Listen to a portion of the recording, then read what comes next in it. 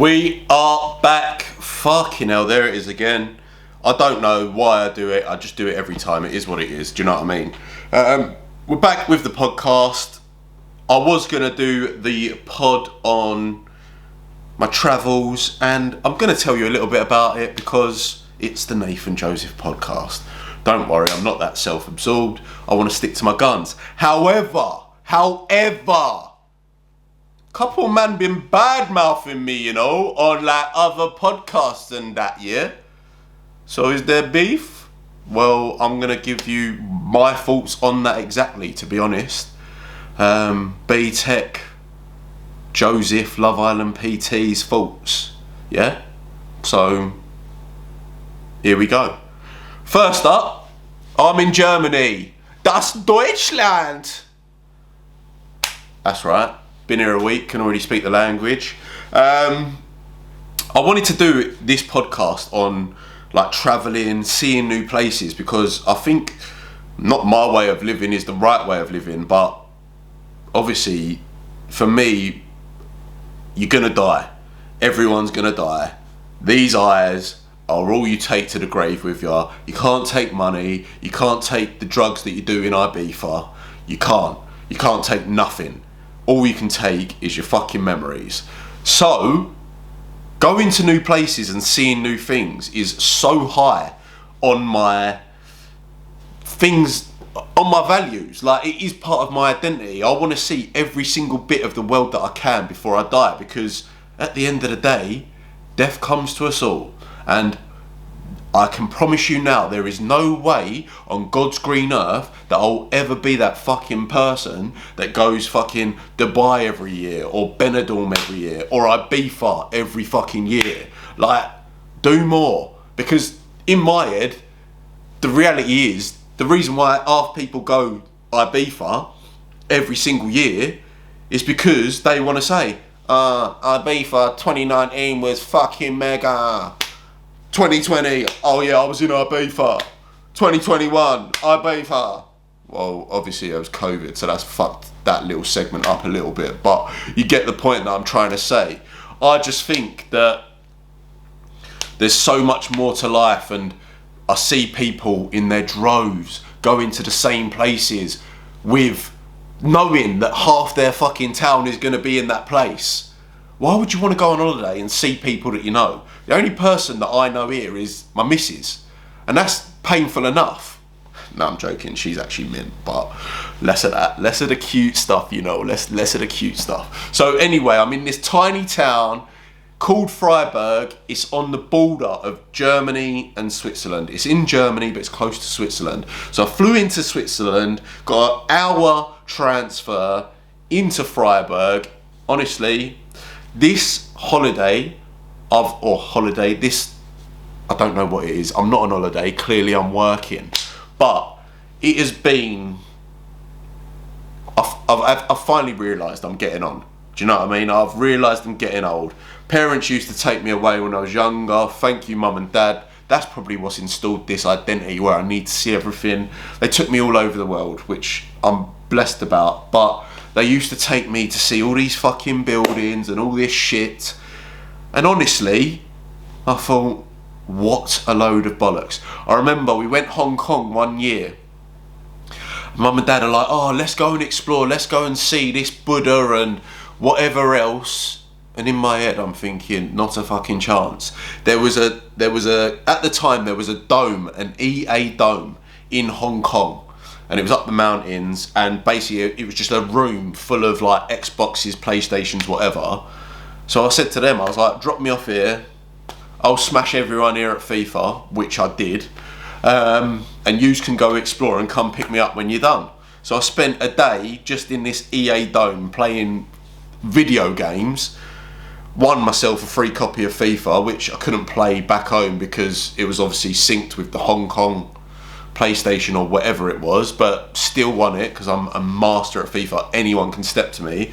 But at that time, I just weren't interested in culture, places, nothing. Whereas I've come to Freiburg, oh my days. These buildings over here, I looked at them and I was like, shit, I'm 30, I'm old, I get it. My mum and dad tried to instill this, go and see things, go and see buildings, new culture, whatever.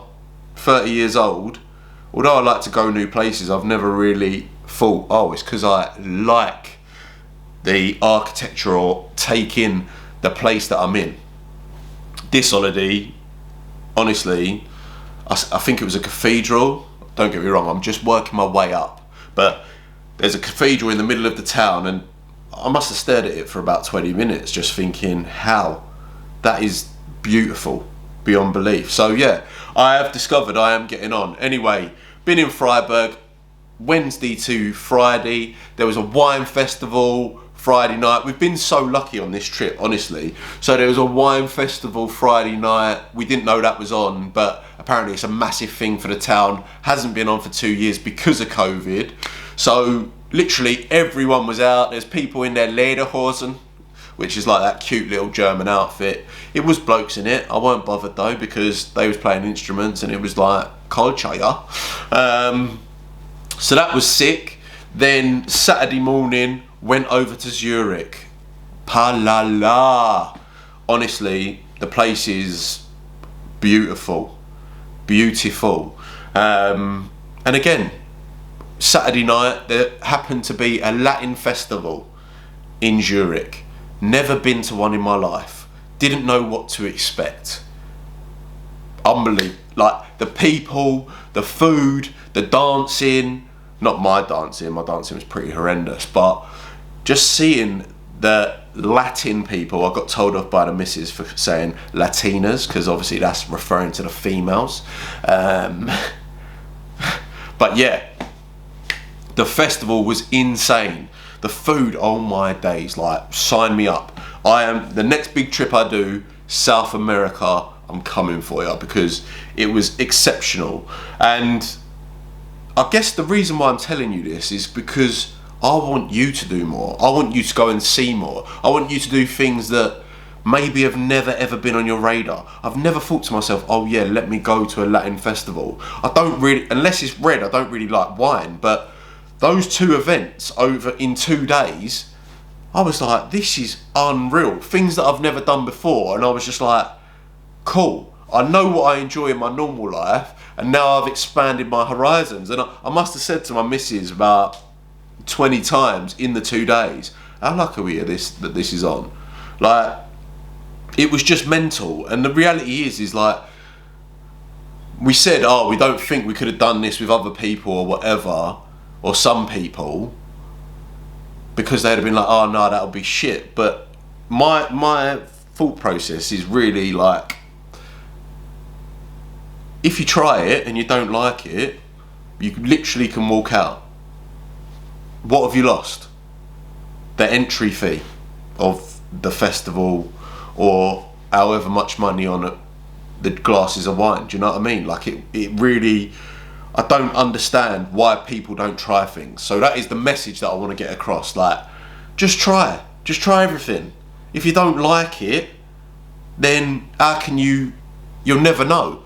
And I think this is going to get a bit deeper now, but say with school, yeah, my school report every single year, Nathan's got so much potential, but he doesn't apply himself. That's what it was.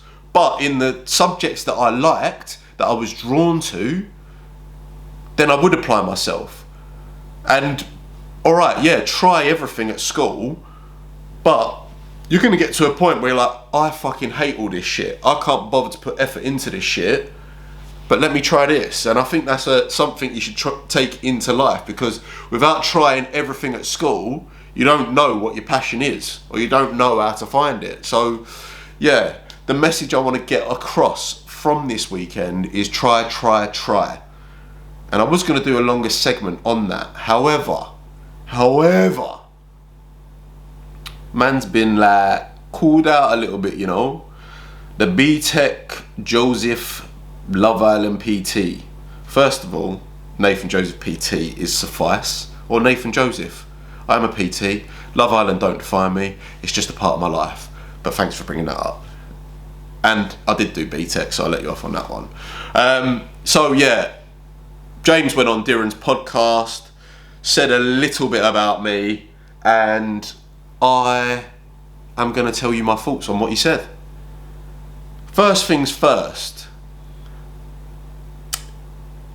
the BTEC Love Island shit, like, I think from the moment I met him or knew him, like, he's always bantered me about Love Island. So, and as mates, you do rip each other. Like, there was a point where he had a mullet, dyed his hair, looked like Jimmy Savile. That is absolutely fine. Yeah, that's just banter. So people that are messaging me saying, oh, have you seen the Dirham podcast or whatever, it is honestly not that deep. Secondly, let's get to the crux of what he is saying. So, the piece of content that he said that I copied him, yeah, he likes to rip people online. And it works for his engagement, yeah, because people are like, who's he gonna rip into now? I'm not an idiot. And as Diran said on the podcast, you do look at other people, see what they're doing, and not copy, you just add your spin on it. You, in my opinion, and this is what people can take from this, everything in life has already been done. So you're going to be emulating or copying someone. James weren't the first person to bring out a camera. One of the first people to do it for online PTing, no doubt. So, in terms of copying him, I do look to him for inspiration. If it weren't for James and even Diran to some extent, like, them two are like the pioneers, and I looked up to them when I was starting to get into online coaching, and even still, now I know them, I look up to them because they're that level.